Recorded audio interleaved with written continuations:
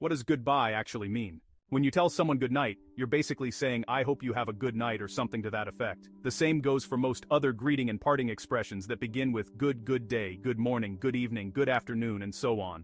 Following that trend, it seems like goodbye must be short for I hope you have a goodbye, and bye must be, some obsolete term for a certain time of day.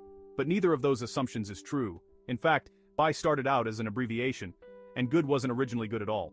As far back as the 14th century, English speakers were saying God be with you when they parted ways. It took a little while for them to land on a suitable shortening of the phrase, but they got there by the mid-16th century.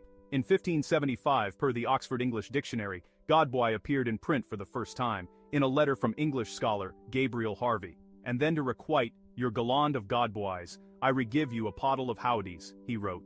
In today's English, Harvey's poetic sentiment loosely translates to this one, and then to reciprocate your gallon of goodbyes, I give you back a half-gallon of howdies. By the way, howdy has its roots in how do you do. But the evolution of God be with you to Godboy and then to goodbye wasn't linear. People seemingly spelled the expression however they wanted to. Examples include God be why you, God boye, good be bwaichi, good be why, and so on. Shakespeare alone wrote it at least 3 different ways in 3 different plays. As for how God became good, it's generally believed that people were influenced by all those other good phrases.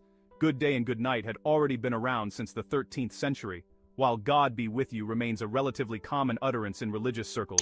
Goodbye, which started cropping up in the early 1700s, eventually supplanted it as a secular farewell. In other languages' versions of goodbye, however, the religious connection is still crystal clear. Both the French adieu and the Spanish adios literally translate to God.